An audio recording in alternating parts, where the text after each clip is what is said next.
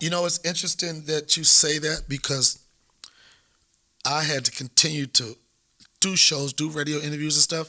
And the thing that people kept saying was, he was so young. He was so young.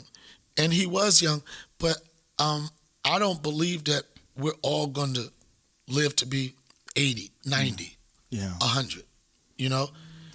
The only thing we all guarantee when we're born, we have our born date, we have that dash in the middle, and then we have the end. And it comes down to what the fuck do you do with your dash? Yeah. How hard did you live? What did you go for? What inspired you? What motivated you? What did you do with that dash?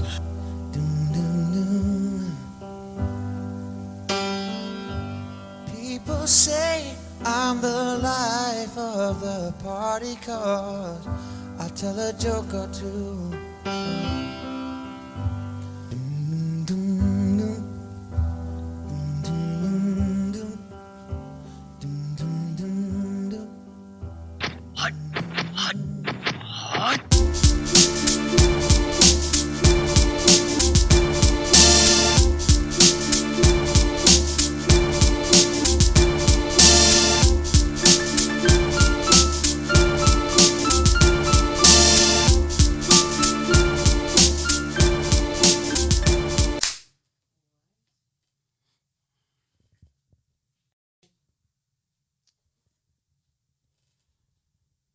Guys, I know there's always a lot of hate, pain in the world, and there's always a bunch of terrible stories. And every once in a while, there's a good story. A good story comes out. The guy who got away with rape got his today. Kobe Bryant is gone. I'm here in Charlotte, the home of the team that originally drafted him. Maybe he wouldn't have raped that chick in Denver if he had stayed in Charlotte with the Hornets. But anyway, the point is, dude, it's guys, I know there's always a lot of hate, pain in the world, and there's always a bunch of terrible stories. And every once in a while, there's a good story. A good story comes out. The guy who got away with rape got his today. Kobe Bryant is gone. I'm here in.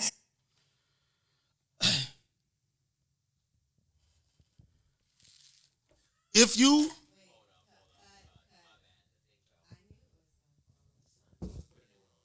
No, you don't gotta cut, let it roll. Just fix it. Cut what? Yeah, fix it. If you just listen to that, or if you've already heard that commentary from a comedian by the name of Ari Shaffer. Am I pronouncing his name right? Yes, sir. I don't know too much about Ari Shaffer other than I seen his handle come up on my Twitter page.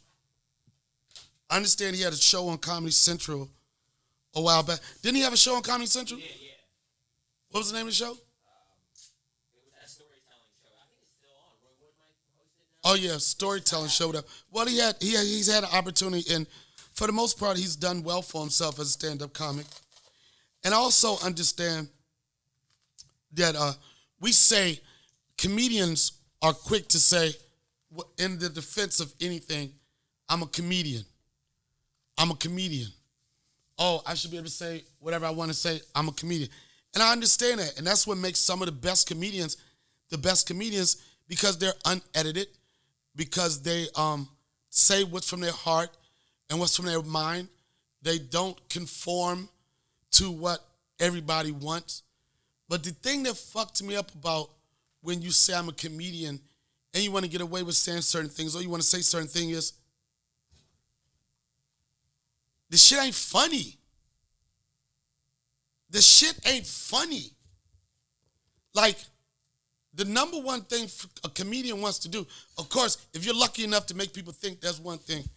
If you're lucky enough to motivate people, that's another thing. If you're lucky enough to inspire people, that's one thing. But be funny. Be funny. And this is not even a direct, well, it is a direct. It's direct. I'm speaking directly to I'll get to Ari, but just the culture of comedy. Be funny. We have all these different platforms where people get to hear our voices.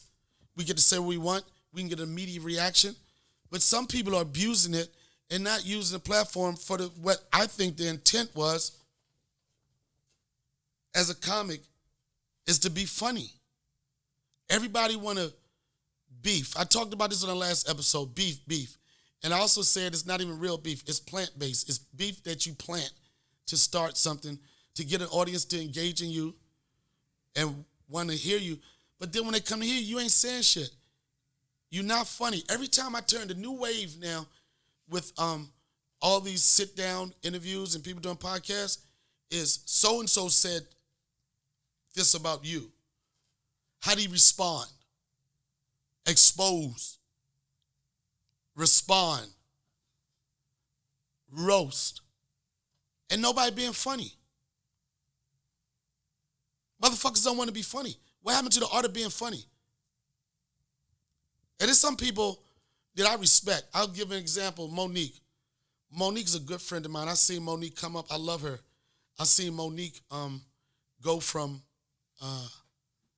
having a comedy night at this restaurant in Baltimore. The night got so big that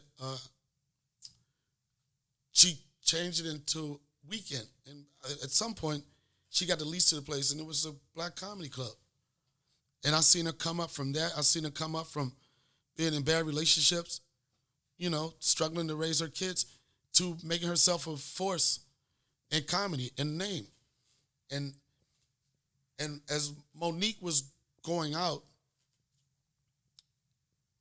and doing these interviews, and a lot of it was about the Tyler Perry stuff, the Oprah Winfrey stuff, and Monique has a right to have her opinion, be of her own opinion. But the only thing that was missing for me when she went out was it wasn't being funny. You know what I mean? The interviews weren't funny. I do understand that she felt that Netflix disrespected her with the offer they made her. But even with, I just believe with anything you do, you could still have a funny undertone of it. You can still remind people of what you do. You know what I'm saying? We can be mad all we want. We can voice our opinion all we want, but ultimately people want you to be funny. And Ari Shaffer, am I saying his name right? Yes. That's Jewish? Yeah, definitely. Damn, he might get away with it. He's Jewish, he might get away with everything he just said. I forget, Wu-Tang Clan ain't nothing to fuck with. My thing with it, it's nothing new. I mean, just to, I know Ari pretty well. Yeah, you know him pretty well. It's nothing new. I mean, it's just kind of what he does. I can't explain it. I can't even talk on it. I mean, I just see it. I know it's what he does. I know it's what he does. I've heard it's what he does. Yeah. And for you to explain to me that it's what he does, he's been doing it for a long time, and it finally came to a point where, for a motherfucker to tell jokes like that, they gotta have guts, they gotta have balls, and they're just riding on when is it gonna come to the end. They push it every time. Everybody pushes something to a limit. I understand you saying that's his style, that's what he does. But even with that said, eventually that style is going to catch up with him. And I think in the case with this, when you're talking about the death of someone, people are going to draw the line. And I understand that he does this when people pass away, whatever. But what a motherfucker don't understand is with death, a lot of things go along with it. Somebody lost a father. Somebody lost a brother. Somebody lost a dependent. The world lost what they consider to be a great athlete. As much as he say he got away with rape, but was he convicted of anything? No. Were you there, Ari? Were you there? Do you know the circumstances? Do you know that there are, and I'm not to say the case with this, there are some ratchet bitches out here that will put you in a position to try to get money. None of that came out. None of that was clear. So you're basing it on hearsay. And somebody lost a motherfucking father. And Kobe Bryant is not the only person that passed away in that motherfucking helicopter, bruh. Kobe Bryant didn't walk across the street, get hit by a motherfucking car. A fucking helicopter didn't fly and just land on him and just kill Kobe. For whatever your feelings are, you don't have no empathy or anything for nothing. A kid, man. 2 kids. 2 other families. The pilot that we don't hear too much about it, the unfortunate situation when something like this happens with a celebrity, the headlines and everything goes to the person. You know what I mean? That's unfortunate. That's just how it is. But I noticed that celebrities have making sure they, send their blessings out to everybody that was involved in the helicopter. But Ari, man, like, I'm just trying to figure out where the fuck is the funny? Where's the funny? Like, it's a dark time. This is the toughest time. This right here is the toughest time for a comedian. This is when the men are separated from the boys in situations like this. For the most part, if you're in a comedy club and the crowd is rocking, everybody doing good, everybody's in a good mood, somebody's celebrating birthday, anything like that, it's probably the best time. Everybody wants to stay on stage then.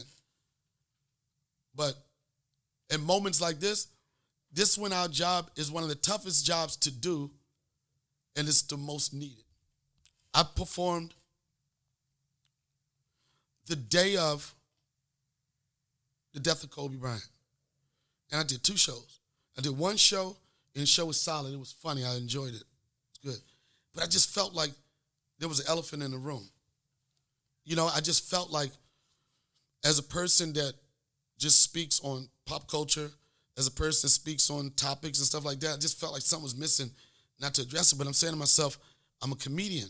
And then anything you say, people can be like, oh, and I'm a promoter of Toosoon. That's my whole brand.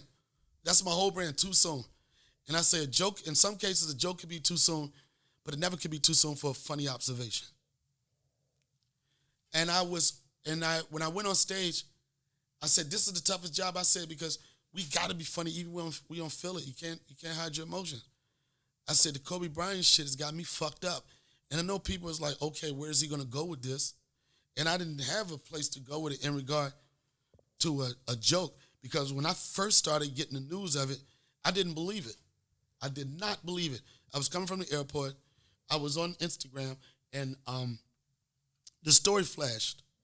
Kobe Bryant dead, TMZ. And I know this sounds crazy. I laughed. I was like, these niggas don't give a fuck. They'll do whatever. Yo, I was like this. I was takes. like, these Shafari, what's that nigga name? Shafir niggas. I mean, I was like, these Shafiri motherfuckers. I was like, who does that? Like, and this is what I said to myself. Who does that? And who does that to Kobe Bryant? I know there's probably a couple of people out there that don't wish good things about Kobe Bryant or don't wish bad things on him, but I know too many people out there wish he was dead. And when I saw it, I was like, this is bullshit, man. First thing I did was I Googled it. And then the only thing that came up was TMZ. And I was like, there's no way Kobe Bryant could be dead and only one news outlet is reporting it. I was like, this is bullshit. And then I was like, fuck out of here. Then I Googled it. I went on TMZ page and I saw it and I tried to click on it. And then it said technical difficulties or whatever. It wouldn't go to another page. I was like, God damn, the motherfucking Russians, son. I was like, I said to myself, that is the dopest hack you could hack. Facts. I was like, these motherfucking Iranian motherfuckers is going hard. I thought the Iranian niggas hacked TMZ. I was like, Harvey gonna be mad as shit. I was like, if they could hack TMZ, they could fucking hack anything. I wasn't thinking about death at all. I wasn't thinking about it at all, right? And then I said to myself, wait a minute. If one thing TMZ get right is death. If TMZ say you dead, you're dead. And then it started popping up. It started popping up everywhere. And I just got numb. I just was numb. I didn't know what to say. I was like, what? And then I'm like, am I this concerned?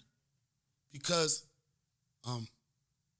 he was a well-known athlete. Am I this concerned because he was rich? You know, am I this concerned because he lived a dope life? And I realized what my concern was and what hurt me the most was as a dad. That fucked me up. Because you put yourself, when something like that happens, you put yourself in that place. You put yourself in the place of the kid, the father. You put yourself in that place. And I put myself in that place. And I was like, that's fucked up. That shit instantly made me want to love my son more and more. That instantly made me want to try to live the best life that I can. It didn't make me want to stop smoking weed. That will never happen. No, it could happen. But it put me in that, and I was concerned, and I care about anybody, not anybody, but, you know, him losing his life. But I was like, damn, man. And it hit me hard. And when I came home, I hadn't been home in 5 days. When I came home, the first thing I saw Austin, he said, Daddy! You know? He said it like, this is the most exciting thing that's going to happen today. You know, like he said it, Daddy! He hung on to the E at the end. He hung on to the E. You know, they don't get there. He said D. And I was like, Austin! I hugged this little nigga so much, I know he thought I was gay. I swear, I know because he usually get a regular hug. Yeah. But this time I just not want to let him go. I did not want to let him go. And I talked about it, and I did not want to let him go, right? And I said to myself, you know, and I've said this on other podcasts before. I said this before. I said on Joe Rogan podcast. In life, it's 3 parts. When you're born, the time in the middle, the dash, and in the end. We gonna get a dash.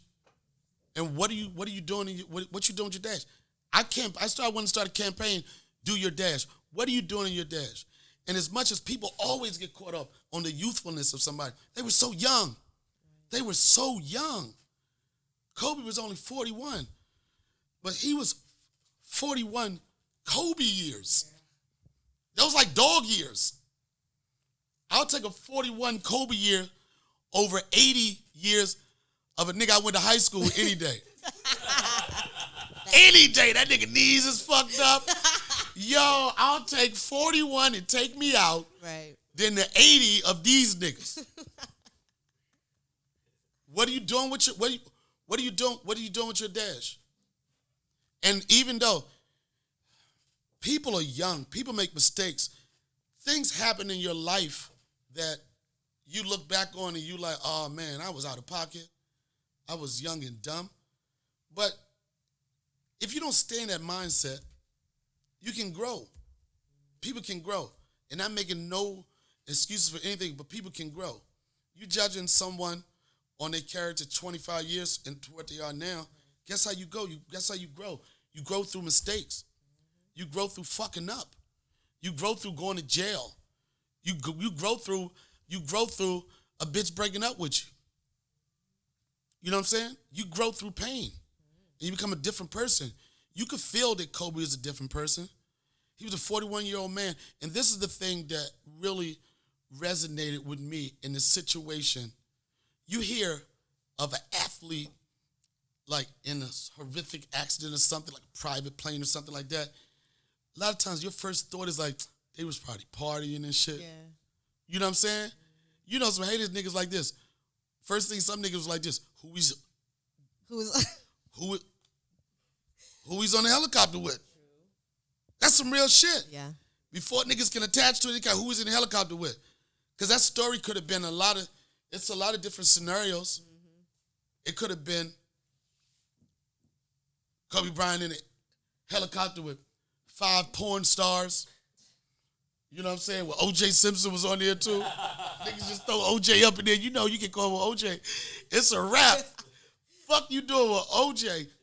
Ari Shaffer or whatever his name is, he act like O.J. was on that plane. He act like O.J. was on that plane. Yeah, we got it. Then I can see white people. If O.J. was on that helicopter, white people have a holiday right now. They'll be like the nuts guy. They'd be like, got it. Yo, if it was OJ and it was this and the same shit, like what would it would just be no big deal, right? What? I mean, Ari said that about every dead person every famous dead person that ever died. So, like, when it was Michael Jackson, I don't feel like there was, like, a huge backlash. But if it was OJ, people would have been like, okay, it was a reason to get back. That's like, you know what I'm saying? Like, if it was OJ, it was like, it would be like, yeah, black people, we finally got you back. You know what I'm saying? That's what that would be. But it's different. Like, and like, Ari is basing his argument on the guy he said got away with rape. You don't know that. You know what I'm saying? On the OJ, people don't really, okay, white America, there's still people out there that believe that OJ didn't do it. I'm just going to let you know. I know you guys are about to blow the timeline up. I know this is about to go in a hole. You bring OJ up and they don't give a fuck about that helicopter or nothing. Let's talk about OJ. I'm telling you, OJ, the only thing to stop a white person can be in the middle giving you a multi-million-dollar deal. Donnell, we want to sign you for $5 million. Sign right here. And if you put OJ down and I'm sorry, nigga, we're not going to be able to use your services now. You know? That situation, the tragedy that happened over the weekend, it could have been a whole different scenario. It could have been, I'm telling you, I know some motherfuckers, as soon as you hear about helicopter, like, oh, I know they was probably banging bitches in the bathroom and shit. Them motherfuckers was doing all type of crazy shit. But the thing and another thing that struck me is that he died on daddy duty. He was dadding. He was motherfucking dadding. And Ari, there was another family that was dadding. There was a little girl that was on that fucking helicopter that don't know shit about no bitch from Denver, Colorado.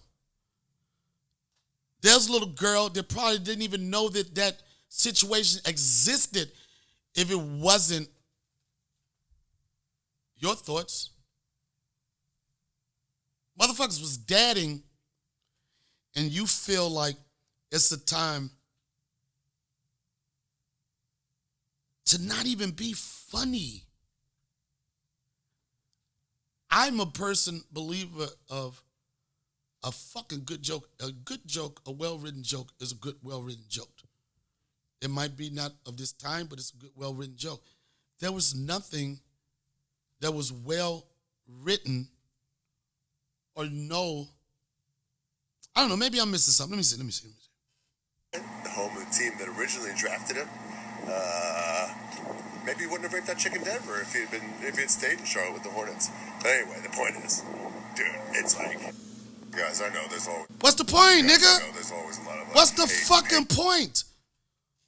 What the fuck is the point? I'm really trying to figure out the point. Okay, the point is, you think he got away with rape.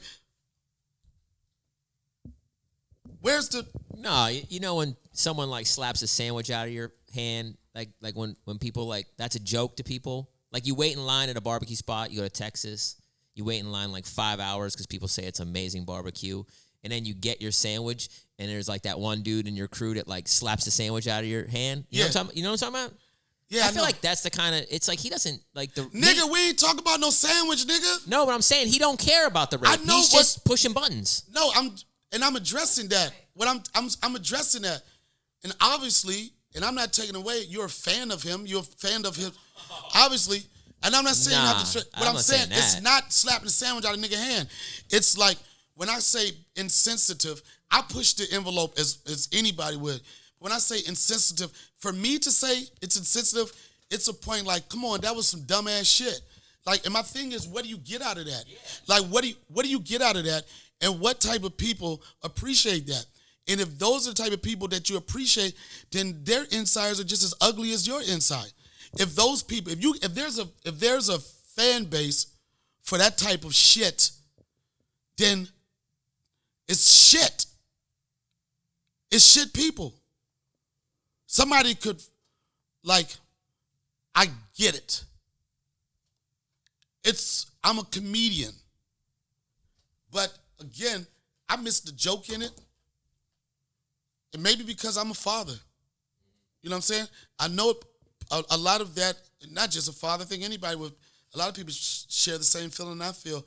But especially as a father, especially as a father, and again, I can't say it enough, that other young kids passed away that didn't have an opportunity to live a life as their parents. This shit is cut. 9 people died. Yeah, 9 people died. And there's 2 kids left on that other family. Now, there's children parentless right now. I just think the comment, the joke was completely insensitive.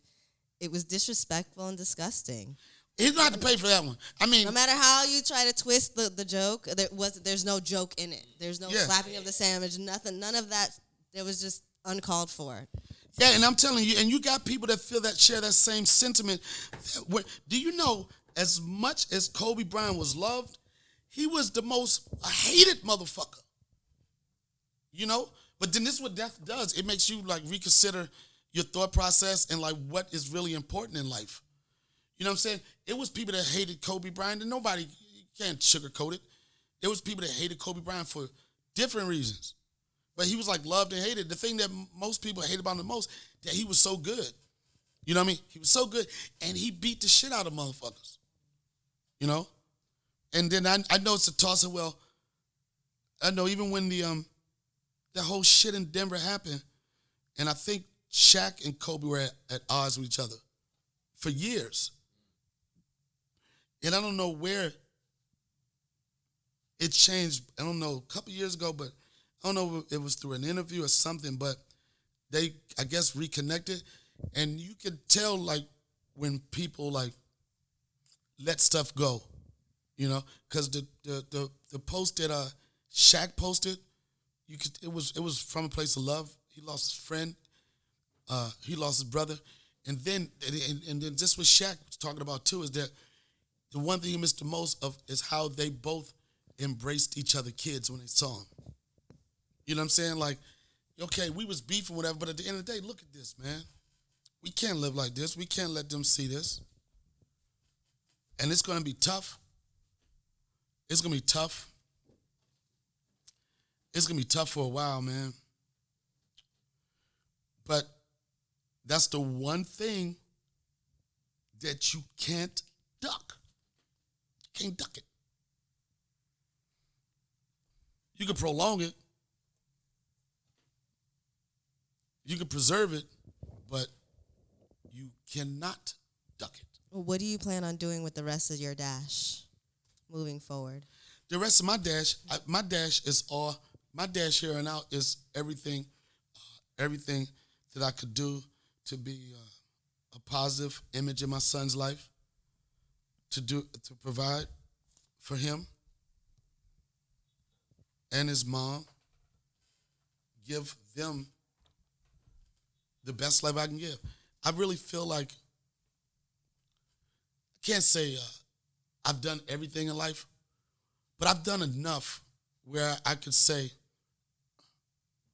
I did it, and that doesn't gauge on money or any of that. Just like what you want, what you want to accomplish. How did you want to affect people, And I think this part of my life is all it's for my family.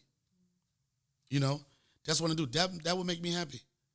That would make me happy. The happiness that they have will continue to make me happy. And I can get people, you can get your happiness from all type of shit. Niggas get their happiness through bitches. Niggas get their happiness through drugs. You can get your happiness. People go through different stages in life. But I think, me personally, I think the best happiness is the happiness you get with family. Having a family. Having a family, being part of the family. That's where my happiness is. It ain't for Donnell no more. I did it. I don't even want to take pictures with niggas no more. I'm so sick of taking pictures. I think niggas trying to R.I.P. picture me. Oh, I'm not. I'm listen to me? Nah, nigga, y'all trying to RIP picture me, nigga. I don't want that hashtag, nigga. Them niggas, soon as somebody died, them niggas, I told y'all right there. Yeah. We was just in Cancun, nigga. Yeah, everybody, when someone died, they want to post the exact picture of their last picture. I said to myself, like, and I take a lot of pictures. Yeah. I'm a mannequin. Yo, and I don't have a problem. I embrace everybody. You know, you've been with me when I be out. It's not too often I'm going to tell a person no to a picture because I realize some people do it, but I also realize how it make people feel. Like, it means a lot to them. Like, it's hard for me, like, they like, can I get a picture? I don't want to can I get a picture? I'm like, yeah, of course you can get a picture. I can see it in their face. But then I'm thinking about it is that they doing it to put in their RIP library. Niggas got a library like, oh, Tony, I know that nigga about to go. I'm going to be right. Yo, I'm going to be right on it. They RIP for anything. They like, nigga, I got one from last week. They like, there's no look. I'm telling you, we was right here. We was in Cancun. Don't RIP picture me, nigga. But then when I go, I'll be mad as shit. I look down and ain't nobody hashtag me. Ain't nobody, if they don't hashtag me, I'll be like, man, them niggas talk all that shit. They thought I was the funniest nigga they know. Why ain't nobody hashtag me? Ain't nobody hashtag me? Ain't nobody. The RIP photo, you don't know no more. Only thing you can do, man, it's so funny because with death, it feels like something is born. You know, like a different energy. It feels like when somebody passes away, it feels like it makes you want to live harder. I lost my father. It's coming up on his 3rd year anniversary. On Valentine's Day, he passed away. And then when he passed away, it just made me want to just do everything for my son. Because, man, my father's relationship, my father was a street guy. He was a heroin kingpin out of D.C. And I know it sounds crazy, but I was proud of it. Were you from the hood, nigga? You know what I'm saying? Like, I mean, we got to step our game up on what we consider to be our motivators and inspire you. But for me in the hood, he represented success. He represented getting to a certain level. The worst thing to do is have your father a drug dealer and that nigga sell nickel bags. Get him out Nigga, of you here. selling nicks? Yo, you on a corner? Your grown-ass father. You on a corner, nigga, selling dimes. So I was proud of the fact that he was big time, really big time. In fact, when the story broke, it was news in the Washington Post. And my father used to throw go-go's in D.C., and there was a place called the Washington Coliseum, and my father, he rented it. He tried to buy it. It's like old roller derby ring, and my father had the lease on that, and he was like one of the first promoters to bring the 3 top go-go bands together in one event, Trouble Funk, EU, and Rare Essence. It always used to be Trouble Funk with EU, and Rare Essence. It never was all 3 of them. This nigga had all 3 of them. And I remember my mother used to run the concessions, and I used to work concessions with my brother and another friend, and we were so stupid, we didn't even know when to steal money. How you don't know when to steal money? I mean, you know, I'm just telling you, ain't supposed to steal for your parents or whatever, nigga, but I used to see literally trash bags of money. I didn't steal. I know my friend took some shit. That's fear, though. That's fear, right? That's nigga. fear. That's you fear. knew what was gonna happen. I knew. I was like this. There is no way this nigga know how much money back here. There is no way. But I think I might have clipped him for like 20. I think I caught him for 20. I'm petty as shit. I was like, if he catch me, nigga, you ain't even know. I be shaking like a dog about to pee. All right, it was only $20. And I remember the night my mother came in, because we would try to sell all our shit out so we could go to go-go. smelling like hot dogs and sodas and shit. And I was about to go. And my mother came up to me and she said, they looking for your father. Did you say who is they? I knew who they was. But I knew they been looking for him. Yeah. What she meant to say, they got him. That's what she was trying to say. They been looking for him almost my whole life. And that was it. They looking for your father. And he disappeared. I didn't hear anything from him. I didn't know if I was ever going to see him again. I didn't know what was going on. He was on the run. And I remember maybe 4 or 5 months later, maybe even sooner than that, it was Christmas. And I was like, man, Christmas is going to be fucked up, man. My father on the run, nigga. He the only nigga got money. I ain't going to get no toys. Fuck with these FBI niggas. Right? And we just knew it was going to be crazy. Mm-hmm. And I remember Christmas Eve, we heard a knock on the door. Boom, boom. And we was like, who is it? And he always answered the door like that. He said, it's your father. We was like, what? That was like Santa Claus came knocking. And he was on the run, and he made it his business to come see us, brought us toys and shit like that. And he was like, well, I don't know when I'm going to see y'all again. And he fled to Jamaica. Oh, nice. He went to Jamaica. He started promoting shows in Jamaica. He had New Edition, Melba Moore, somebody had a dope lineup. And this was New Edition. I ain't talking about New Edition like on BET now. I'm talking about Candy Girl. All my world. Hey. You're everything. I'm talking about all of them little niggas was fucking grown ladies. New Edition was fucking grown ladies when they was like 17, son. They was getting molested like shit, didn't even know it. They was getting reverse tubed. Yep, and he was over there. Of course, the government over there, they kind of shady. He was making money for motherfuckers, and then I guess the money, something fucked up where the government snitched to our government. Oh, damn. And they came and got him. He must have been making too much money. He was making a lot of money. Yeah. They came over there and extradited him back to the States. And the motherfucker did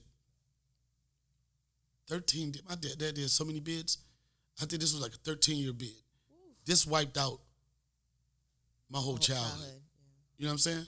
But no disrespect, never disliked it. It was like he chose a lifestyle that didn't give him opportunity to do as much things with his kids as he wanted, but 13 years. And he finally came to my show when he got out. I mean, the first time he came to my show, he heard about me doing comedy, right? He came to my show, and I was like, Daddy!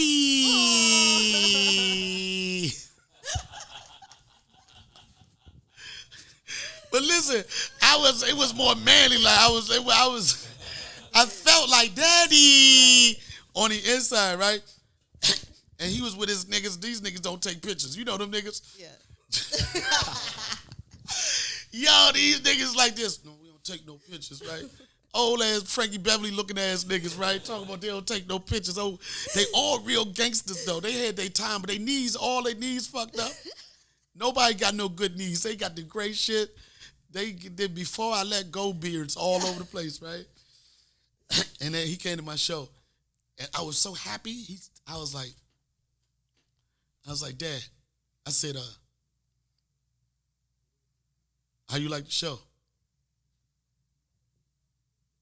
This nigga looked at me and said, it was all right.